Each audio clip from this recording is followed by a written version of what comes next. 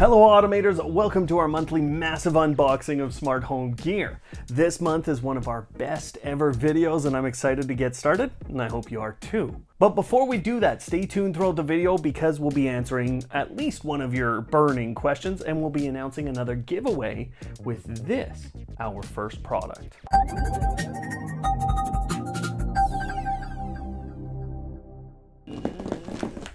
I think this one's pretty exciting. Come on, let's find out together. Okay, yeah, it's a SwitchBot remote.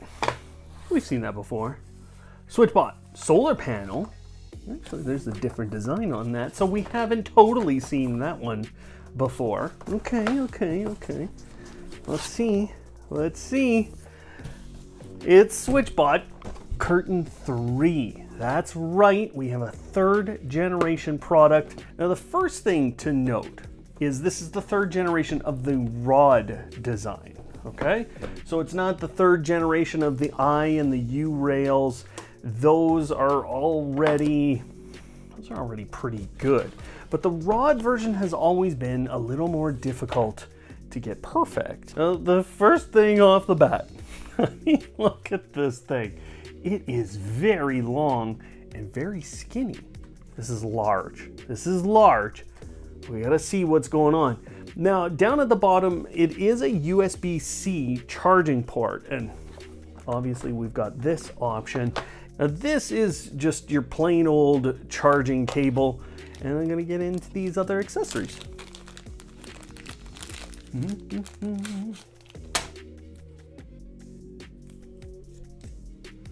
What do you think that is? It's sticky on the back, so this is a sticky pad, and then there's these two bars in this. Alligator clips. So you get 3 of those in this side of the pack. We've got an alcohol swab or wipe, and we've got our little pin. These are intended to work with a couple of different styles of curtains, like the grommet versions, and then you're going to use that in conjunction in a lot of cases with these alligator clips. Now you also get, here you go, that is a little get in touch with us card. You get a full user manual, which will tell me what the heck is going on here.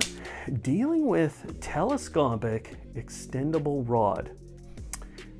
I have a telescopic no, I can't say that on YouTube. If your SwitchBot curtain cannot pass through the connecting section of the rod smoothly, we provide a rod connector to solve this problem. Please follow the steps below to install. So what this is this is intended to give you an end point. And it looks like in both of the situations that they've dealt with, you might not have an end point in the middle or a bracket in the middle of your curtains. And so they would just keep going, right? And if you're trying to close them together, well, that's kind of a problem for you. So they're actually giving you the opportunity with this little sticker to deal with that issue and to deal with it in a good way. Then if you have that transition part from like a thicker rod to a thinner rod, well, they've given you this to help the device across that. Now let's get into our solar panel. So we've got a user manual for it. We've got a little social media card. Look at this thing. There's a little button. Look at this. Look at this. Wow. Oh, and it snaps in. They've got a little connector that's holding that in. That was a really smart design, boy. Now, one of the really great things about having these solar panels, because you don't have to, okay? You can just take this off, charge it every few months. Number one, it's gonna keep things charged pretty well. And in fact, even without direct sunlight, I've had this indefinitely charged. My Curtain 2 model has stayed indefinitely charged. Power efficiency is something that is often overlooked when we talk about what we can do with our smart home. And this helps you in a really significant way manage things like it's really hot outside, the sun is just beating down on your home. Close the curtains. SwitchBot's new Curtain 3 device is very impressive, and it massively increases a lot of the specifications from the previous version. You'll care mostly about the weight rating increasing significantly, and SwitchBot saying that they expect most of the components to last well over 10 years, in comparison to 5 years with the Curtain 2 products. The design is better for sure, with a better physical connection to your curtain rod and even some stickers that help with sticking points from the past. Those stickers don't appear to be required because I've removed the one that dealt with the telescopic rod since it was ugly as sin, and my curtain has gone along just fine. The other thing I figure you'll care about is how they've designed the motors. Curtain 3 slowly ramps up to start moving your curtains. This keeps it smooth, it helps with power draw, and it keeps overall noise levels lower. And it also leads to the most impressive feature, which is called quiet drift. Your curtains move at a rate that you just plain old won't notice. You won't hear them, and it's an absolute joy to sit and watch. But you won't watch it because you'll schedule these to open at times you want, and you'll use that quiet drift feature to never have any idea that your curtains are moving and have been fully automated. And speaking of automation, you'll be able to use Curtain 3 with SwitchBot's Hub 2 in order to control it with the push buttons on that device. The temperature sensor on the hub can be used too, and you'll be able to use that hub as a matter bridge to both Apple HomeKit and it looks like Samsung SmartThings right away. Those are on top of automation options that already exist in SwitchBot's system, like their own remote that they just upgraded, or other products like their contact and motion sensors. Plus, when combined with things like the SwitchBot blind tilt controllers, you can get a whole home window covering and lighting solution with SwitchBot now. And of course, they have Google and Amazon voice assistant integration, and they've always been one of the front runners with Home Assistant as far as I'm concerned. But for most people, I think you're just going to want to control it through schedule and those solar panels. But more on that in a moment. Those new solar panels are upgraded significantly too, with a stiff arm design that allows you to place it in a few different orientations around your curtain devices. It also clips in and then locks in, so it's not going to fall out. And these are doing a great job keeping my Curtain 3s fully charged with no direct sunlight. But as I make this review, there are a few things that are drawbacks to this new design. The magnetic stickers that they use to indicate the end point or the close location for my curtains are something that you can see if you're looking close enough. The Touch and Go feature, which is the feature that allows you to just pull on the curtains to get them to move, is degraded significantly. And the solar panel does not allow the same automation features as was available with the previous generation. This was so important because you could automate the location of your curtains based on the light level reading done by the solar panels. Now my sense is this will come very soon, but it's not there yet. Still, this is a remarkable upgrade, and I'm really impressed with the power engineering that's been done by this product team. It is much more accurate in terms of knowing where it is on the curtain rod, and of course there are track versions of this product. Now I know many of you will want more details and will want a comparison versus Aqara's E1 curtain driver that we showcased late last year. So you can check out a link to that in the description below as I went through a full comparison of those two great curtain products. That's a fantastic new product, and they're going to get everything together that they don't have on launch day. I did a full comparison review of Aqara's E1 and that Curtain 3. Both those products are great, but I broke that down really well, so if you want to have a look at that, the link is down below. But let's do the giveaway. And by do the giveaway, I mean you'll find a link below, again, to a giveaway for a prize pack for SwitchBot Curtain 3. That pack includes 2 of the new devices, a Hub 2 from SwitchBot and a brand new remote, which I didn't really show in today's video, but does have a nice little new seat to sit in your home. As always, read the terms and conditions, but let's get right to the next product, which is actually not even released as I release this video. This is the energy monitoring smart plug. Now it has a 16 amp maximum, works 85 to 245 volts. So it's going to be able to handle actually some brownouts, and obviously it's ready for those higher voltages. So you get a little instruction manual, and there's the plug. Now this is a little different, right? This is not your standard smart plug that just goes in the wall. This thing is beefy, and this is why they are able to do the extra bit of protection. They have a separate box. Designing with like a separated compartment is always really important for heat dissipation, and it can get you out of some physical restraints. So I think I understand where they're headed here. Now, there's a single button there. It looks like a really well sealed compartment. So am I going outside with this thing? I bet you I can. The cable itself, really strong. Clearly 15 amps. I've got a little HomeKit code here. Ever before, when I got the relays, they made Zigbee versions and they made Wi-Fi versions. This is Wi-Fi at 2.4 gigahertz. Their maximum load actually comes down to the type of device. So they're saying type F gets 16 amps, for example. Other types get less amps. There's a reduction there because that will generate more heat in here. The EverSmart plug does what it does extremely well, but it's a little restrictive in how you can use it. The physical attributes of this are nearly perfect, but it's a little large and some people won't want to use it in public or open spaces. But the way they built this has some reason to it, and it's primarily about how it does things electrically. There's what's called a magnetic retention relay in this, and that's a relatively new type of relay. It provides very reliable and very safe switching, and that's because this can handle those larger loads. Ever has paid special attention to electrical protection, and they've paid special attention to those different types of loads. So this is a smart plug that is rated for those different things. I don't normally recommend that you use a smart plug with inductive loads like fans or heaters or AC units or even kitchen appliances, but this thing's ready for certain types. Now, still make sure you do all of your reading before you go plug this into one of those, but the electrical protection is very good. What isn't super good, and what restricts it a little bit for us as home automation people, is that the use case is really within Apple HomeKit. It was kind of amazing, but this set up directly into Apple HomeKit, and it didn't even use the Ever app.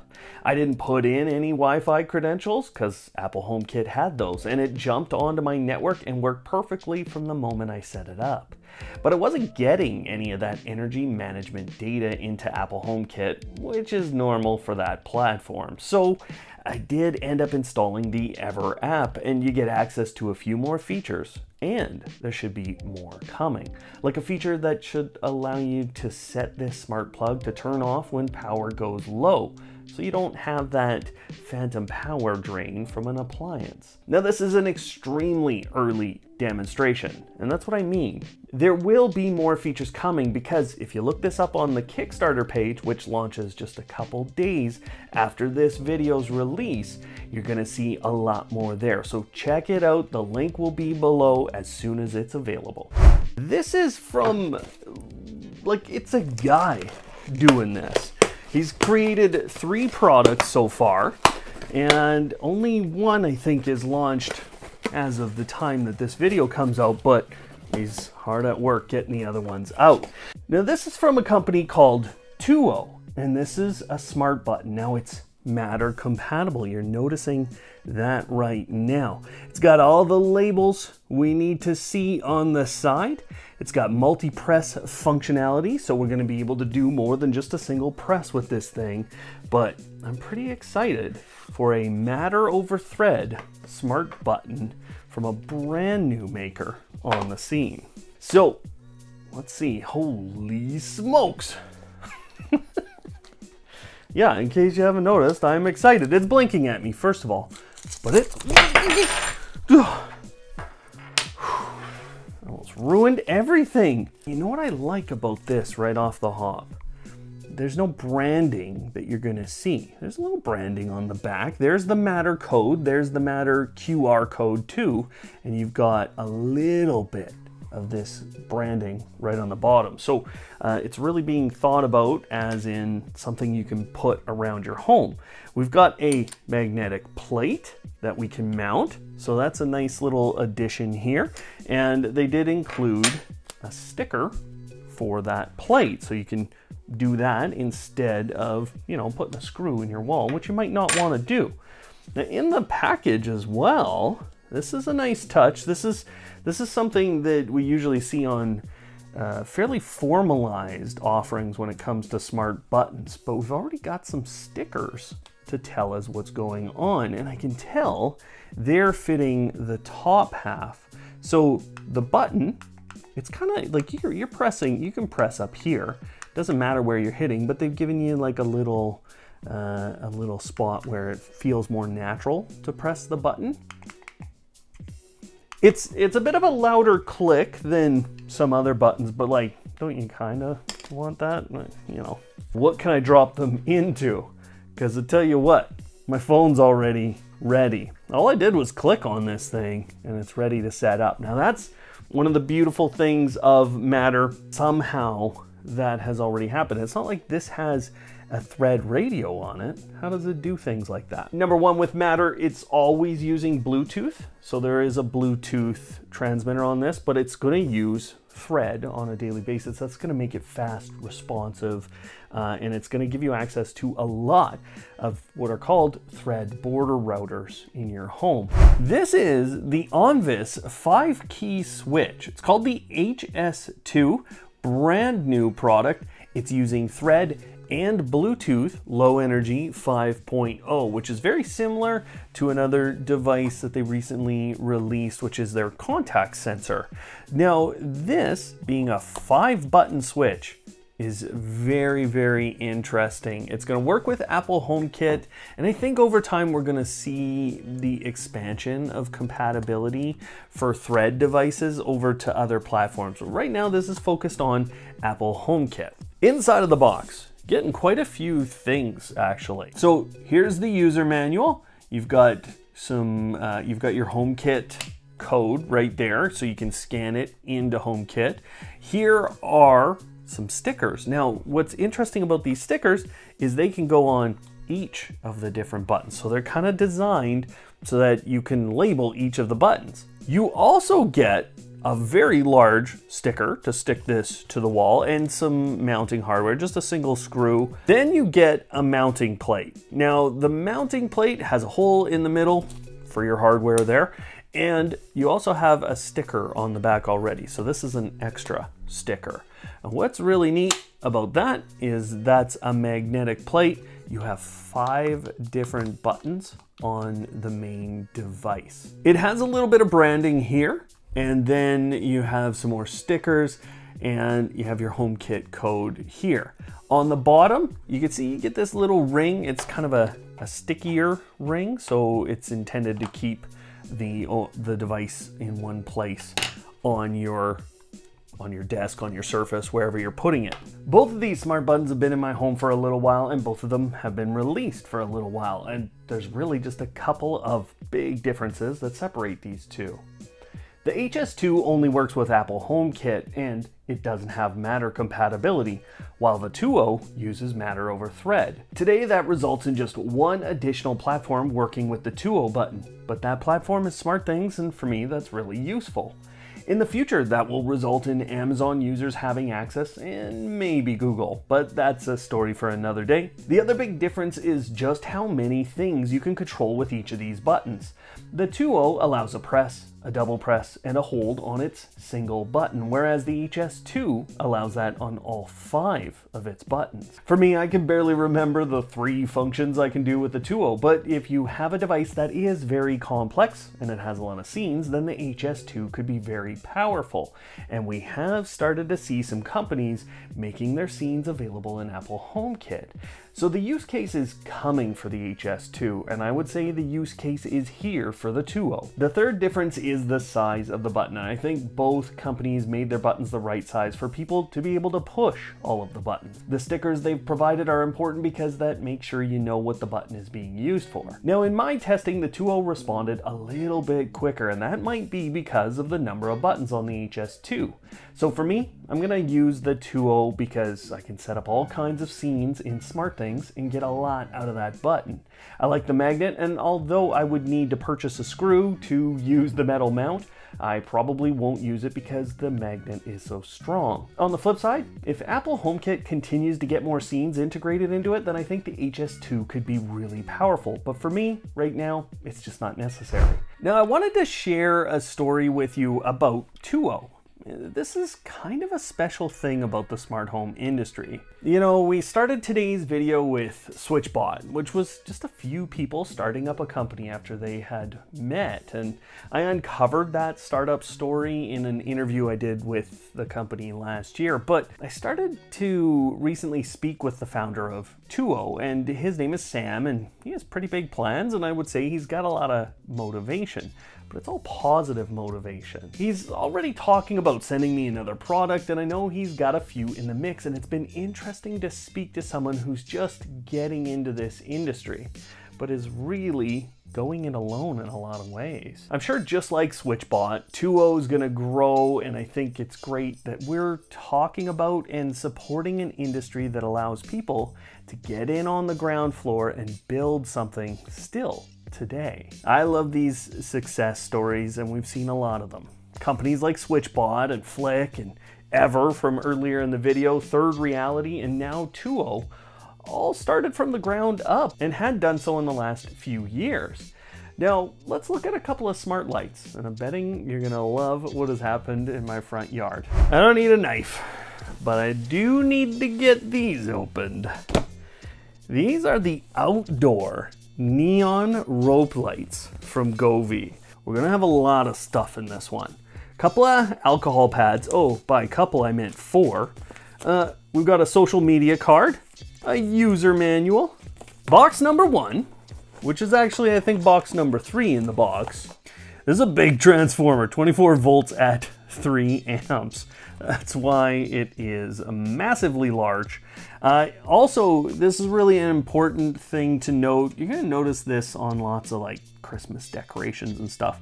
This kind of a connector creates a pretty good seal. If you wanted to additionally seal that, you could use something like tape, but I don't think you need to. And you might mess with heat dissipation ratings. Per bag here, we got 2 steaks. Let me break out one of these steaks. You definitely take out the vampire with that steak, and I think it's gonna help you turn corners. It's very interesting. Oh, and then these are different vampire killers. Wee, wee, wee.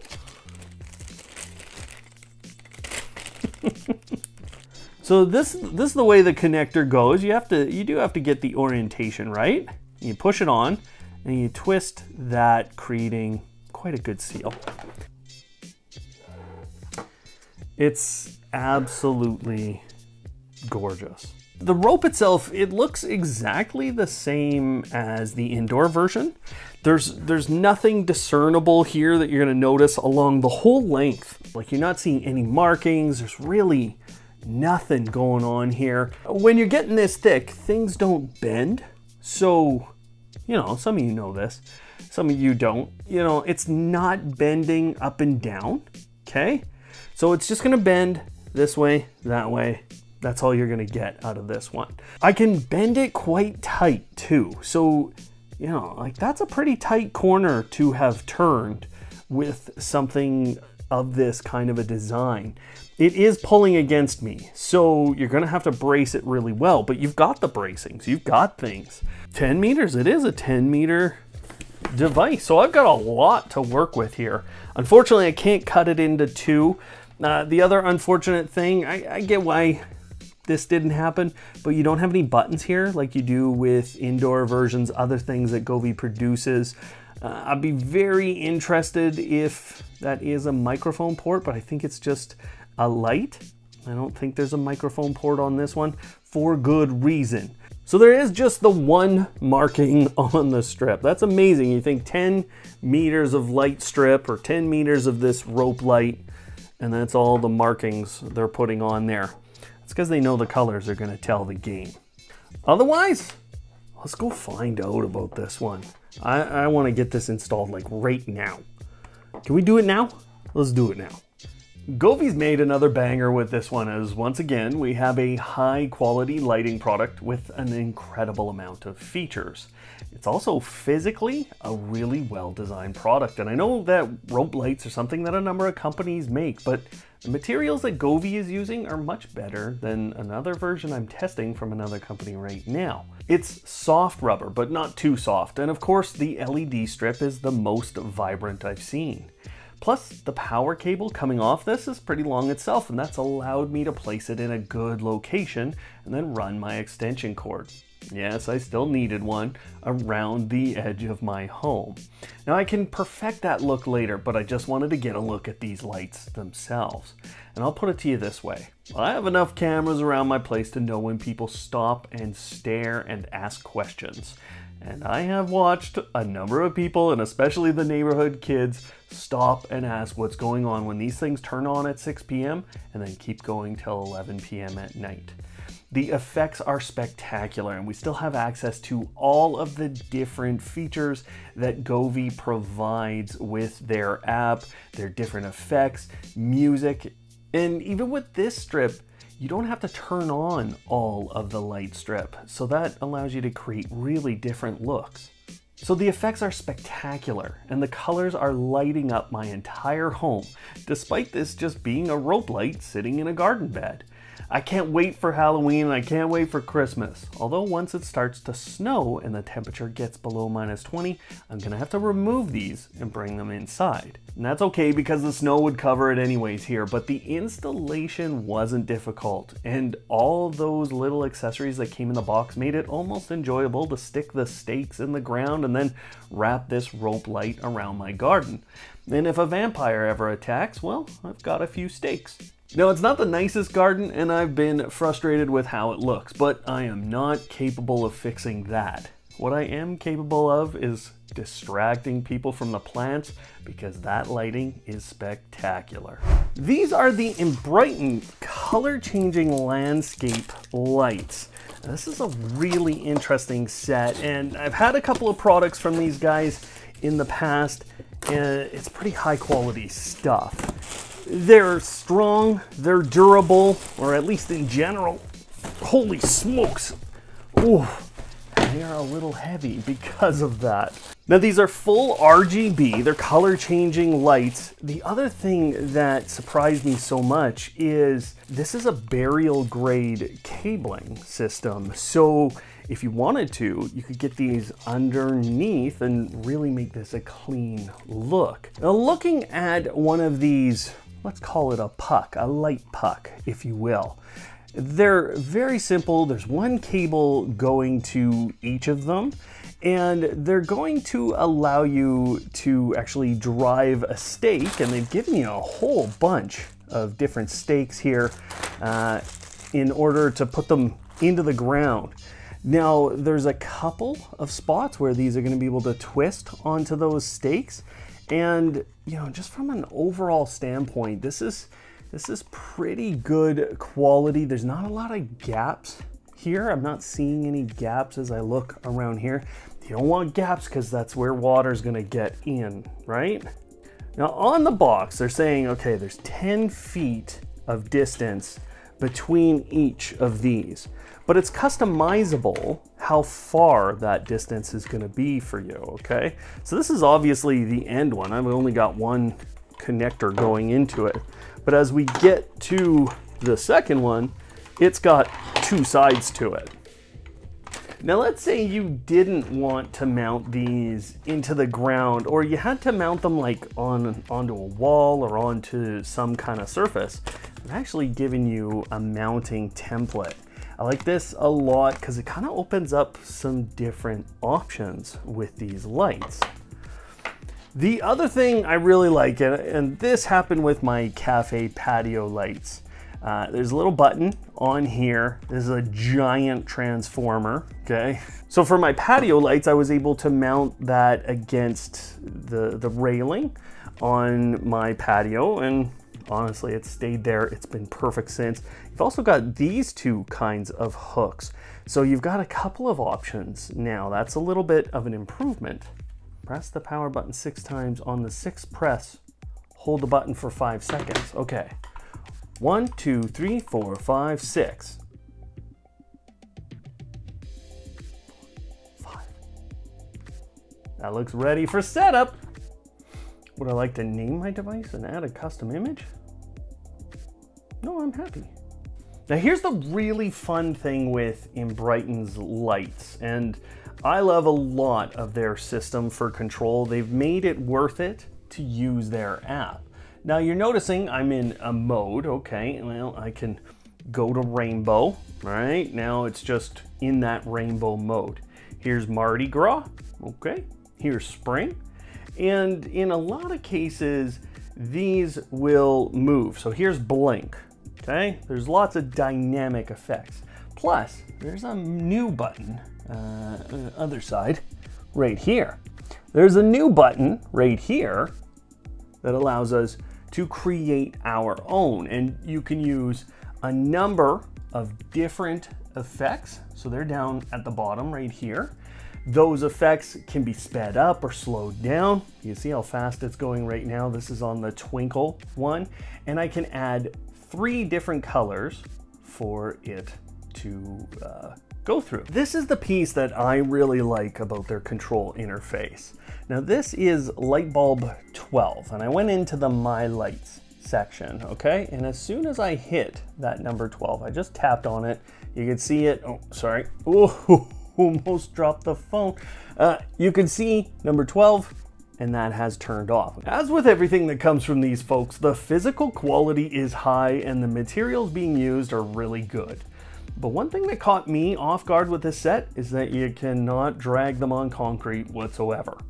That's honestly my own fault. I don't know what I was thinking, but I did scrape up a couple that way. After that, I opened them up on grass. Everything was fine, and they don't scratch or break or show anything on any other surface. Truly, that hasn't changed how they look in my front garden bed unless someone is standing right in front of them and staring. And that has happened since I installed these because people want to look. Now with them, I really love that the cables are all burial grade and that the extension cord is very long.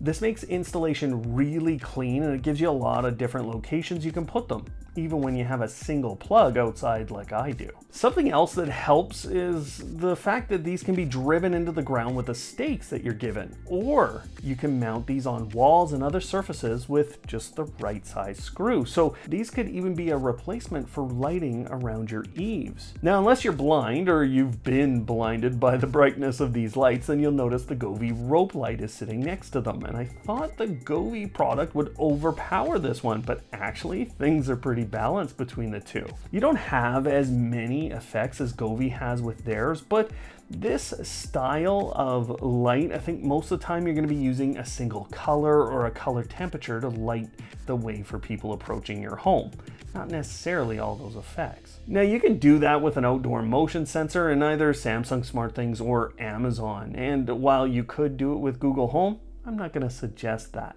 Amazon is the best to use with this product because you do get access to those fancier scenes within their routines, whereas SmartThings, you just get a simple on-off control. But the fact is, you're probably just going to put these on a schedule for lighting at night. And between the physical construction, the simple control options, and the way these look in my front yard, I'm really happy with how everything looks. It's truly an automation household, and while I've shown you a lot of those crazier looks to display the power of these, they can appear just like other landscape lighting with that automation touch.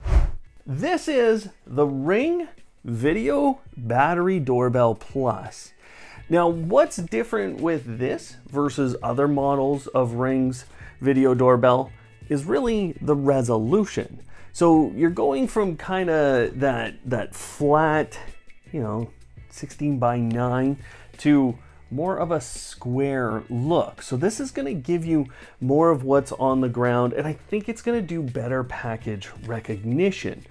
I'm expecting things to look pretty regular. And hey, I got a chime too, which should provide quite a few things, not just a chime. Now we do have a wedge mount. That's nice to have with this. So you're gonna be able to angle it in the direction you want. The camera, the doorbell, looks exactly the same. Now, why does this come off? Well, because the battery pack is down here. Now this battery pack, it's standard across Ring devices. So what that does for you is like you buy a couple of Ring products and you have a couple of battery packs. You can buy one as an extra, and then when this dies, you pop that off, you take out the battery, you slide it in, you're good to go. That's it. It also has the micro USB port right on it, and they're giving you this little funny brown colored cable.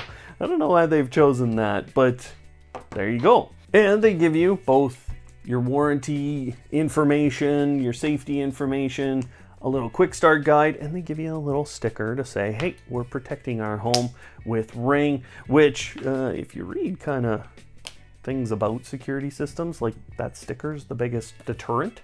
One thing I'm noticing is really good compatibility with transformers in North America. 8 to 24 volt with a 40 VA max, and it's 50 or 60 hertz, and it can work with DC. So there's a lot here in terms of compatibility. Now this is the in-home chime. So it's a plug-in chime for Ring devices. If you're not wiring this in, this is a great little accessory to get with that. It's got a nice little cloth fabric on the front. Not something that's gonna stand out a ton. There's a little button on the side, I would assume, to get that working. There's a QR code to scan while you're setting it up, and it looks like it could go either way. If you got the top outlet available or the bottom outlet, you're going to be able to get it in there. I'd previously tested the Ring Battery Doorbell 4, and that's a very similar experience. In fact, just about everything is the same from a software perspective, and even from a hardware perspective. So much so that I used the cover I got with my Doorbell 4 to pretty up this new one. Now, the biggest difference comes with the lens, and that does change this experience quite a bit. It's not that the resolution has gotten better per se, because Ring has really just added additional space to the bottom of your view. I didn't expect to care as much as I do about that, but there was a huge benefit to this new resolution, which I noticed when I had packages delivered. They were almost right up against my home, and I could see them fully in the doorbell's viewfinder. Otherwise, things feel very similar to all the other Ring doorbells that I've tested, and that's both a good thing and a bad thing at the same time. It means you're essentially required to buy a subscription, but as soon as you do, a lot of the features work great, and you're going to get really reliable recordings of people coming to your door. You get package alerts, and you get doorbell rings coming through a lot in your home, including Echo speakers, the Ring chime I got, your home's chime if you wire it in, Fire TVs and Echo shows with visual display happening on the latter too. You can use your phone or those visual displays to talk with people, and the sound coming through is great for both people in the conversation. But I did struggle with some of the motion detection on this one, and I'm still not getting all of the package detection notices. So Ring has some work to do there, and actually I still have some work to do with the motion detection side of things. That's because as I was going through the setup, I noticed that Ring wanted you to point this camera down a little bit if you have steps down leading out of your home, which I do. Now they sell a wedge for that, but I didn't have it. So not all of the motion detection notices were happening at the right time for me when I first installed this camera. But it gets better over time, and your day 1 experience with this and any Ring camera is not the same as your day 14 experience. So give them some time. Now, once you have let that time go by and you got all the settings right, this doorbell works to pick up just about everything. It even picked up my neighbor when I included their porch within my zone. The night footage still looks about the same, which isn't great for actually identifying people, but the color night vision is a little bit better and does improve things. Otherwise, the footage looks great coming from this, and it feels better than that previous version 4 that I had. But there's one feature I'm missing from the 4, and I'm not sure why it's missing with this. That's the pre-roll option, which has meant that I could get a couple of seconds of footage before the event started. The footage doesn't look as good in those couple of seconds, but man, I like that feature, and it's not here. Now, one of the things that people don't discuss enough with video doorbells is the security of the physical doorbell itself, and I love that Ring is using 4 different screws to go into the wall. Plus, if you're using a wedge mount, there's a couple of screws there, and then they even protect the little cover with a small screw. All of those things are something you can defeat, but boy, are you gonna have a lot of footage of someone trying to do that, and you can report the device as stolen through the app. So Ring's thought through this side of it, whereas most other doorbells haven't. Now, if you want more details on what Ring offers, you can see that in our full comparison guide, because this is very similar to the Doorbell 4 with just a couple of improvements. So check out that video in the description below. Okay. It's time to see some new gear. Now, I've been using a couple of Sony ZV-1s for a little bit, but my editor, you know, we talk every day, and he sent me this. I bought it within about 10 seconds. Now, this is called the Insta360 Go 3. Look at the size of that thing. Now, the reason I was buying this thing, so first of all, it's magnetic. And it's gonna stick. What do I got here? What do I got? Look, I can stick it to anything. That is wild stuff. This is a hat mount, okay? So it just goes onto the brim of your hat. This is rotatable. Wild accessories for someone like me to be able to create fun, different looking content. You also have the mount for this thing. Now, there is an LED screen here. It's water resistant only, so don't use this underwater. Okay, I can do that. Now guys, like, you come here to watch the smart home tech, and I'm a kid in a candy store with that stuff too, don't get me wrong, but this is my candy store. This is the stuff I'm watching, right? So look at that. I can see. I would have liked it to be able to come out to the side, but unfortunately, that's not going to be the case. I can't twist it around, have it backwards this way. It's just a fold up and down. Okay, fine. Oh, strong. That is very strong. Okay. Ooh! You know? So I got my little tripod mount there. Okay. Gotta take it off this mount. Ready? Let's go. Let's go. We're ready. Like, that's fantastic. So, you know, I don't have to wear it like this. I can wear this under the shirt. I can bring this as a second camera just with me wherever I'm going. And then I stick it on there, and I'm good to shoot from the opposite direction. So I think we're gonna have some fun. I know this isn't a home automation device, but man, is this a fun camera, and I could see a lot of people enjoying this one. I almost felt like keeping it a secret because I know other content creators are gonna watch this and instantly buy one. Maybe that's why it's called the Insta360 Go. Now, this is so easy to stick on a hat and look at what you're doing and have this wide, great fisheye look to 2.7K footage. And it's also easy to snap it onto your chest and walk out and do your task. Those mounts stay connected to you. I'm not worried about the camera falling, and the footage looks fantastic. It's bright and I don't see any artifacts. Everything just looks vivid. The battery life isn't great, and you will constantly be charging this thing, but it's easy to charge because you just stick it into the base, and that actually is where this camera sits for most of the time for me. And then I just take it out and go wherever I'm headed to take footage and use one of those other mounts. Now, the biggest drawback is that I have to go into their app and download or export the footage to my phone, and then I can upload it to Google Drive or take it to a computer for my editing process. But I think in a lot of cases, you guys aren't going to care about that. The stabilization is so much better than my Sony cameras. It's enough that I want to take this out instead of those cameras so I'm not bouncing around and you guys are sick watching videos.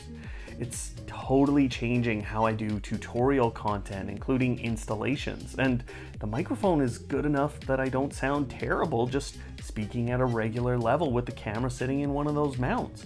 Before this, I had GoPro cameras, and honestly, the last few versions have been terrible. I've had them break, and the process isn't easy, and the footage doesn't look great, and they're just too darn big. This solves all of that, and it's not a very expensive camera with all of the accessories you get and all the ways you can shoot your content. If you're someone out and active who wants to grab some footage and doesn't care that you'll run out of battery fairly quickly, grab this thing. It's a must for content creators too, so check out those links below. One of the things I decided last month was that I wasn't going to do very many basic reviews of products anymore. I think you guys can find that knowledge and that type of video from a lot of different creators. There's a ton of good ones out there, and I don't think that's where my skills lie or what I should really be focused on. See, the world of YouTube forces a lot of creators into a couple of buckets. We can be completely independent and can subsist entirely based on views. Or we can accept sponsorships and have both our views and our work paid for in two ways. But whenever I do a basic review of a product that is sponsored, I feel your general displeasure. I feel you guys not enjoying those videos nearly as much as when I do something else. Then as a creator, you're kind of in a rock and a hard place, right? You gotta make the money because very honestly, being entirely dependent on YouTube as a revenue source is a very dangerous game, and you can't really live on it alone, or at least not most creators. I'm not someone who creates a bunch of viral content, right? So if I tried to live off that revenue, I wouldn't be able to do this full time. So we decided to do two things on the channel when we're accepting sponsorships. The first one is we'll do comparison videos. That's when we have a product for enough time to do one of those properly, and then also when we have a couple of products to do a good comparison with. The second type of video we'll do is an automation ideas video, and they won't just be based on the product or the company that has sponsored us.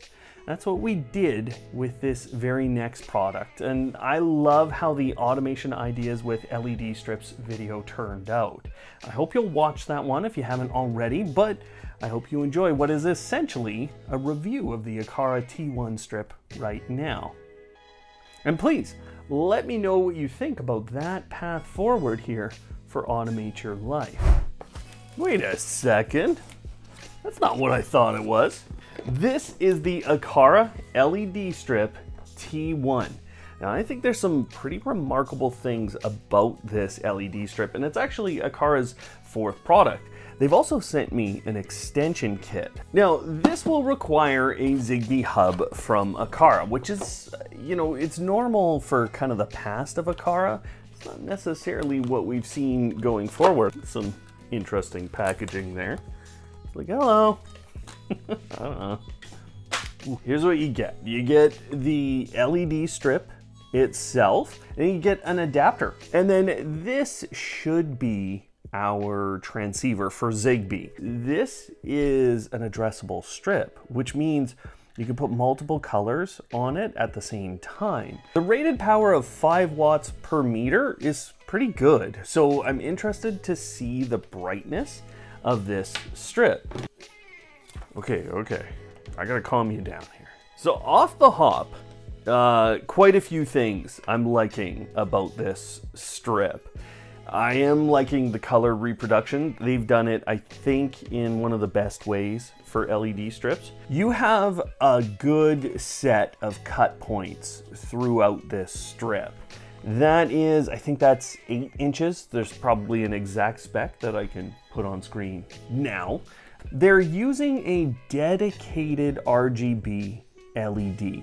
Okay, and then they have the really white, the cool white. You're seeing that as a yellower LED sitting beside it, and then they have the warmer white LED. So they're using those different LEDs in a cluster to produce the different colors and the different color temperatures that you're going to want on the strip. What I also really like about that, and the way they did that cluster, they're really tight together.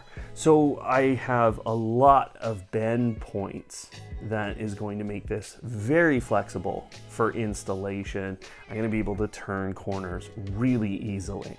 So I'm liking that. They've put a good 3M sticky tape on the back of this. This connection point, very secure. Okay, I've seen ones that they just fall right out. That's terrible. And you know, I get to the end of the strip here. I can see that I have an okay situation for connecting my extension kit. The colors, they're quite vibrant, and yet they're not blinding me. The branding is done really well too, with Aqara just showing on the strip itself. Not a lot to the extension kit, I'll say that much. That's what you're getting. And that's all you need. Let's see if it adapts when I just plug it in on the fly, or if I'm gonna get in trouble with Aqara for doing something. Hey, backwards. Don't tell Aqara. Oh, look at that. Adapted immediately. Right color pattern, okay? Let's unplug it. Let's see how smart this thing is. See that? You learn things when you do stuff like that. Aqara has produced a really interesting offering with their T1 LED strip, as it has some unique features and some unique characteristics and specifications. With it being a Zigbee light strip, it requires a hub, and I didn't actually test it with anything except Aqara's hubs. That's because it acts as a Zigbee repeater in those networks, so it helps me with my other Aqara products. The other reason I didn't bother with any other Zigbee hub is because of the effects that you're getting with this. For those of you that have watched our automation ideas video, you will have already seen that I could create a customizable timer using Amazon's routines and this LED strip. That's because you can create effects that leave parts of the light strip turned off, a very rare thing in the industry. The dynamic effects are fun too, and I found things like the T1 Cube Pro to be really useful for controlling this light strip. It can be extended to 10 meters, and with the pricing on the strip and the extensions, you might actually do that. It's skinny, and so it fits in things like diffusing strips, so I can put it up against my wall. You get effects like adaptive lighting in Apple HomeKit. You can control how long it takes for this light strip to transition between effects, and you can even trim off the top end or the bottom end of this light strip's brightness range. Plus, you can physically trim it quite often and then change that setting in the app. So it's completely customizable, and it is excellent to control with Aqara's app. Things like the FP2 presence sensor and their other products are great combined with this. Now, from a color and an LED perspective, I like a lot of what Aqara has done too, as they boast a CRI of 90. It has a really good color temperature range, and when we talk about how bright this is versus some of the other competitors, it's really good. In fact, at the low end of brightness, this strip is always the brightest. It doesn't matter whether you're in the whites or in some other colors. It's just a little bit brighter. At the top end, it kind of splits the difference, and it sits in the middle when we compare it to other light strips. But I like that Aqara is only using their RGB chip for the colors, and they are using the two white LEDs for those color temperatures. This means you can look directly at the strip and get exactly the color that you've requested out of it, and it is highly accurate, really power efficient, and just overall a really good light strip. Woo! Guys, I did it. There were 4 layers of packaging there, but here I have the MeCool KM7 Plus. Now this is a Google TV box. Everything these guys have made so far I have absolutely enjoyed. They make really unique Android boxes, and this has obviously the Google TV. And I really like the look of this right off the bat. It also has an optical in, an AV, an HDMI, a LAN, and of course a power port, plus 2 USB ports and an SD card there, a TF as they would call it. Now, this is obviously that full Android TV experience with Google. And the other thing that's always a big deal with these is, what's the remote look like? You know, one of the nice things, they always give you a good HDMI cable. I'm finding these to be high quality, no problems with any of the products. And I think this is the 4th one that they have sent us to test out. And this one, I know it's 4K.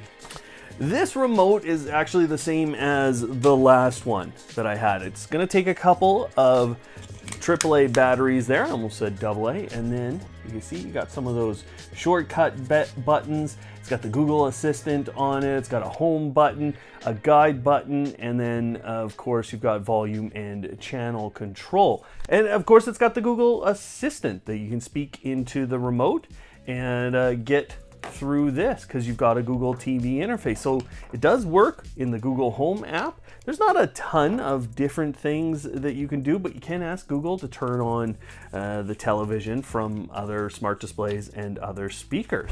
Every video I'm going to be trying to answer a question from our community, and this gives me a chance to address something directly, and it also gives me a chance to thank our channel members. So thank you to those of you who have joined our member program here on YouTube. You've been supporting the channel and helping me do this full time in my life. I hope you're finding a lot of worth in that program. And for those of you who are looking for a little more help in your smart home, that's a great way to get a little extra attention and a little extra support when you're making these decisions or when you're struggling with something. That's because I always answer member questions on our videos, but this question from David, I had already answered once, and I have to revise my answer now. I think it was about 4 months ago when I said that Matter over Thread devices were behaving much better than the Matter over Wi-Fi devices. And then David asked me if I was seeing any additional thread-based devices in a few categories. And he lives up here in Canada like I do, so we see less options than those of you in the US or UK markets. What I need to revise is the behavior of Matter over Thread versus Matter over Wi-Fi. See, when I answered this question, we were early enough in the release of Matter over Thread. That meant that not a lot of the applications could use those products yet. In fact, at the time, I think it was only HomeKit, and in some isolated cases, you could use SmartThings. Now, when you installed a Matter over Thread device in one of those, and then you tried to share it to another one, it was okay for the most part because it was just HomeKit and SmartThings who would kind of work things out fairly well. It was at least behaving better than the Matter over Wi-Fi devices. But since that time, Matter over Thread has essentially fallen apart as both Google and Amazon have begun their rollouts, and it also seems like Apple and Samsung are even further apart on working together to share devices that are on their respective Thread networks. It's a complicated thing to explain, but both Jennifer Toohey over at The Verge and Stacy at the now End of Life Internet of Things podcast came out and talked about how Matter over Thread is now a major issue for the standard.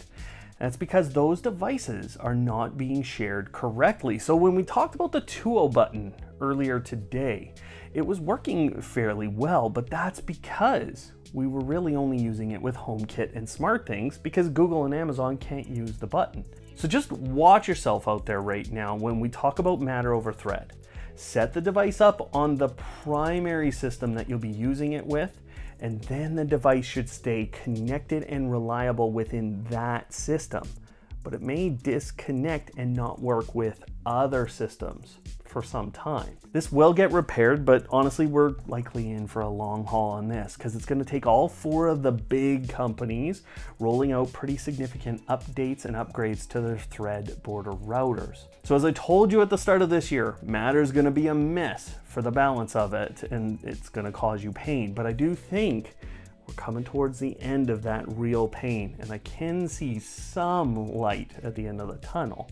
As for the number of Thread devices that we are seeing, yeah, we're seeing a pretty good number come through with Matter over Thread on them. So I think we'll see that ramp up a lot more into next year as companies have kind of taken this year to figure out what they got to do with Matter. Okay, well, let's take a look at the tamper-resistant smart in-wall outlet. Now, this has, it has the 15 amp maximum on it, and that's something that I would want on any outlet. Obviously, you want to be able to handle that full load from your breaker, and most breakers are 15 amp, although there are some that are smaller, there's some that are bigger, but this wouldn't be the kind of outlet you'd have if it was bigger. They do state resistive loads on this, which actually might feel a bit restrictive to some people, and actually that's a bit of a surprise for me. Now, all you get in here is a couple of guides. So you have the quick start guide, and then this is a longer guide. I would expect this to have a number of electrical details, and it does, because this is, it's got to go in the wall. Very similar to what would be expected from a basic wall outlet. You have just kind of your mounting hardware here, and you have a fairly large box. This isn't small, although that shouldn't be a problem. And it is Wi-Fi like the rest of these products. So I can see the two poles here to connect in. You got one on each side. That would be normal. And then it looks like green for, well, your third. I would assume that's ground, but actually this is an American plug, so I'm not sure about that. I can see line, neutral. Yeah, so line, neutral, they're all wired. Oh, it is ground. There you go. So they're showing us that. Now, the front of this does have power buttons, so you can actually press there. Now, that's a little close to, you know, like, I'm pressing that button, I guess, you know, like it's gonna be hard to get anything in there, and you're pressing the button, but maybe don't press the button with a pen, hey? Woo! There we go. Okay, there's the code for setup under the other wall plate. Now this wall plate, I mean, it feels fine.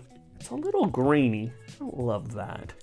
You know how you just get that, yeah. I don't love it, but otherwise, there's what it looks like on the inside.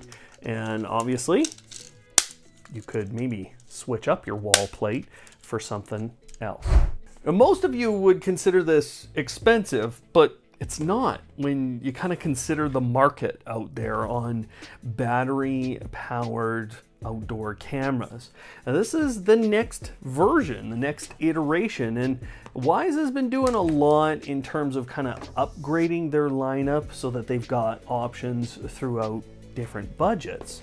This one, it's 2K color night vision, so it's taken everything great that they've done in the last few cameras, and it is bringing it all together into one tight little package here. Whoa. This is very, very reminiscent of Ring. There's some slight differences in this battery pack. And it makes me wonder, like, Amazon and Wyze have been working very closely together on the retail side of things.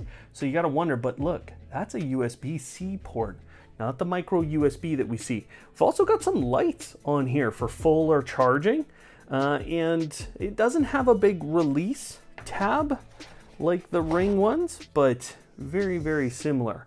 That's a really great metal mount. You're gonna screw into the wall. You can see you've got 4 different, not equally spaced, that's interesting. 4 different spots, and then this is the inside of your mount. The camera itself, this is a fun one to unbox. It is a well-sealed camera.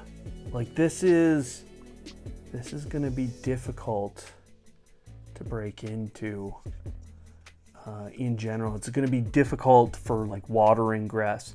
Now, I love that I have all these different accessories. The Wyze solar panel has existed for a long time, so long that you can see the old outdoor camera there. Now, it's a good little solar panel that I can't get into without opening both stickers, so we could do that. There is a USB, it's C to micro. The solar panel also has a mount to it, so you can just screw that into your mount. And there's kind of like this tab here. So you can actually get your cable run all the way through there. So depending on how much of this cable you need, because it is quite long, you could wrap it around that solar panel. This is all our mounting hardware. So this is going to give you everything you need to mount this facing the right direction. It's got 3 screws. It's got all the mounting gear you need. This new camera from Wyze is impressive in a lot of ways, and I think a lot of people are going to enjoy this one. But I have run into a few issues and a few ways that the camera was released before being totally complete, so you might want to wait. Now, all the basic features are great. The footage looks fantastic, especially at 2K, and the battery life is holding very well at about 1 to 2% per day, dropping off with regular use. Obviously, with the solar panel or additional batteries, this is a really easy camera to manage from that power standpoint, and it's incredibly easy to install because you really just need a couple of screws and then just screw in the mount. The new detection range setting that you get with this camera is useful, and I think it will improve over time, but I'll talk about the performance of that in just a moment. The event recording options, the video length recording options, and things like color night vision make this camera really versatile. The spotlight is good too, and I like that I can adjust the brightness for the situation. Honestly, the spotlight hasn't been needed in my 2 location because there's a lot of light, but it was good when bench tested, and the color night vision looks great on this camera. Wyze allows pretty good automation options, with lots of actions being available to take with this camera based on other Wyze products. And with Amazon, you can do some person detection automations. With Google, I did find my feed coming up just fine, which has been rare with Wyze lately, and you can even do that now in Google's Google Home app when you place it on the favorites page. But this is where my take on this camera turns a bit, and some of you are going to want to look at a cheaper option, because this isn't a cheap camera anymore. Even when I'm walking up directly in front of the camera and I have all the different detection options on, plus a really good range on that new motion detector, it's not catching me till I'm right beside it. And this was the case with all delivery people going by. I usually get an extra half a second with the Eufy camera that's out there too, but not always. So this is actually pretty typical with smart cameras today. And it's difficult with a battery-based camera to get events early enough. But I did think that it should have been a little earlier than it was. Also, they want you to mount it at about 7 feet up for best detection, which leaves it pretty reachable for thieves. And there's not really any locking mechanism on any of the mounts. So I could see these ones disappearing since they're so expensive. And in the end, you definitely need their Cam Plus subscription. And while it's not expensive, it is absolutely required right now because it's not even recording to my SD card. That's a big problem for me because it meant I could put in a card and record footage 24/7 to a Wyze camera. That's not an option here. Unfortunately, Wyze seems to have released this camera without that feature working. You also need that subscription for all the different person, vehicle, animal detection options, and it also enables that Amazon person detection automation option. So the subscription is now required, and with time marching on and no SD card feature release, I'm starting to worry about this camera ever getting that feature. Feel free to ask me in the comments what that situation is with the SD card if you're looking at this one, because with that, this would be an amazing battery-powered camera option for a lot of folks. All right, Automators, thanks for tuning in again. And for those of you who have joined us for the live premiere that we do every month with this video, thanks for coming. Thanks for interacting with me, asking all those great questions, and just chatting with me in general through today's video. Now, if you'd like to learn more about Curtain 3, check out the comparison video up there. If you'd like to get some automation ideas with that T1 light strip you just saw, check out the video down there. Otherwise, thanks for watching today, and of course, don't hate, automate.